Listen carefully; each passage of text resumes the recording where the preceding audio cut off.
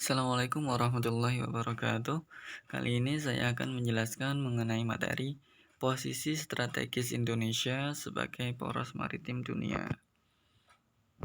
Sebelumnya, coba perhatikan peta wilayah Indonesia berikut ini. Pada peta tersebut bisa kita lihat sebagian besar wilayah Indonesia merupakan perairan.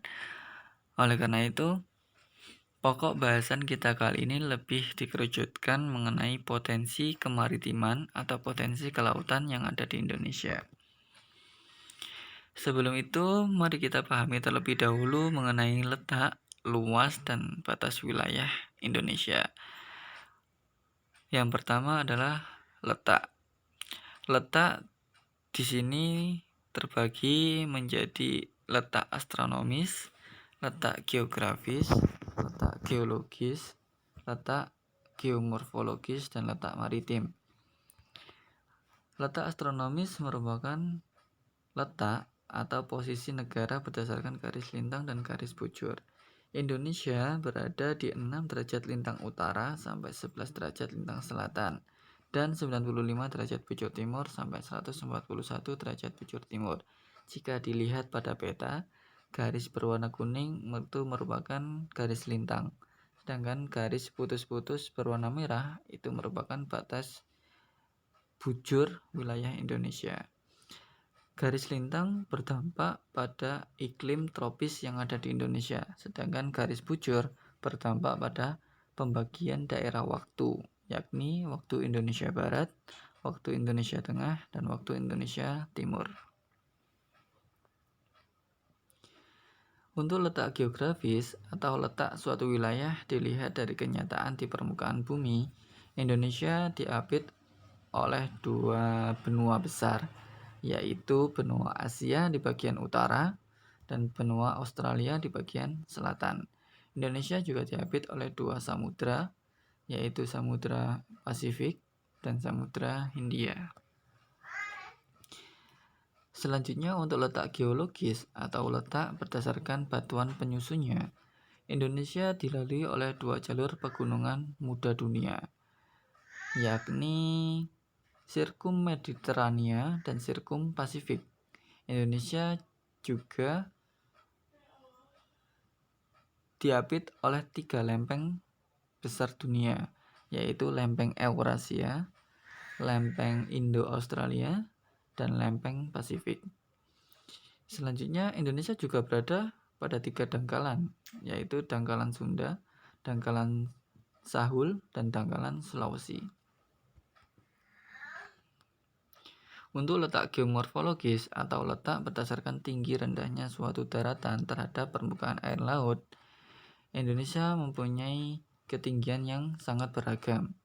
Ketinggian tempat ini akan mempengaruhi perbedaan suhu dan jelas akan mempengaruhi jenis vegetasi atau jenis tanaman di wilayah tersebut.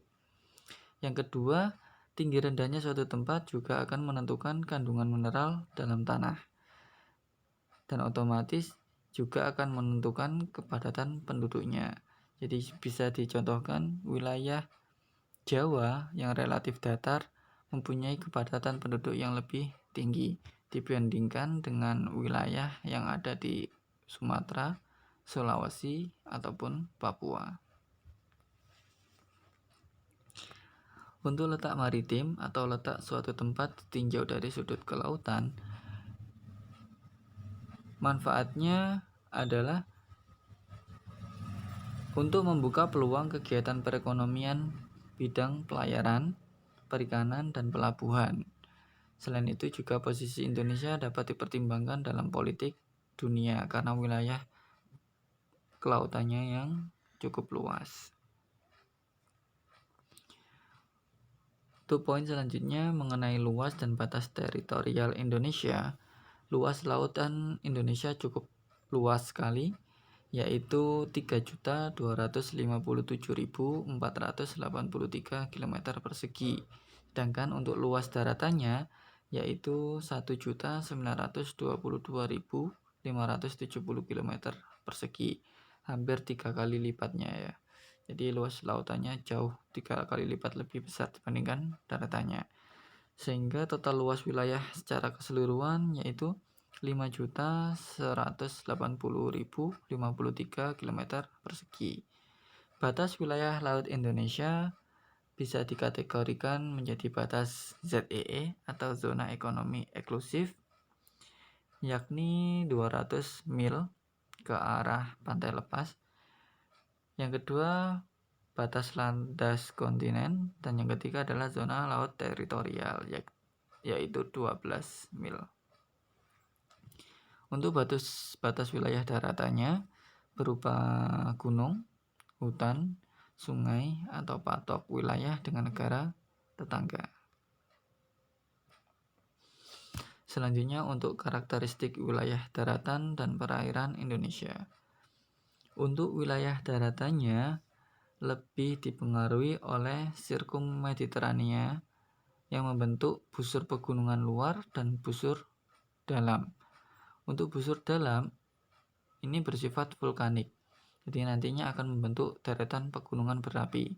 Sedangkan untuk busur luar bersifat non-vulkanik, nantinya akan membentuk sebuah pulau-pulau yang ada di sekitar pantai. Bisa dicontohkan seperti halnya Pulau Sumatera. Jadi di bagian barat Pulau Sumatera itu banyak sekali deretan pegunungan berapi, sedangkan di busur luarnya banyak berupa pulau-pulau. Seperti itu. Sedangkan untuk wilayah perairannya meliputi danau, sungai, laut, teluk, selat, dan samudra. Untuk perkembangan jalur transportasi laut Indonesia sangat mengandalkan transportasi di bidang kelautan, di samping bidang udara atau melalui pesawat terbang. Indonesia juga sangat mengandalkan transportasi lautnya. Pada peta tersebut bisa dilihat ada 3 garis besar berwarna merah, itu merupakan alki atau alur laut kepulauan Indonesia, dibagi menjadi 3, yaitu alki 1 yang berada di antara Pulau Sumatera, Kalimantan, dan Jawa, alki 2 yang berada di antara Kalimantan dan Sulawesi, dan alki 3 yang berada di antara Sulawesi dan Papua. Kemudian banyak juga termasuk garis-garis kecil ini yang menghubungkan wilayah satu dengan wilayah yang lainnya. Nah, ini juga merupakan jalur perdagangan maritim internasional di Indonesia. Jadi bisa dilihat bahwasanya jalur laut ini sangat berpotensi untuk memajukan Indonesia ke depannya, terutama dalam hal perdagangan maritim internasional. Selanjutnya, untuk potensi sumber daya kelautan Indonesia ini tentunya sangat beragam. Yang pertama adalah sumber daya perikanannya. Jadi kita tahu bahwasanya jenis ikan yang ada di perairan Indonesia itu sangatlah beragam. Yang kedua adalah energi kelautan. Jadi energi kelautan ini bisa bersifat atau bisa disebutkan seperti mineral yang ada di laut. Yang ketiga adalah migas. Yang keempat adalah wisata bahari. Yang kelima adalah industri maritim, dan yang terakhir adalah transportasi. Jadi sangat banyak sekali potensi sumber daya kelautan yang ada di Indonesia.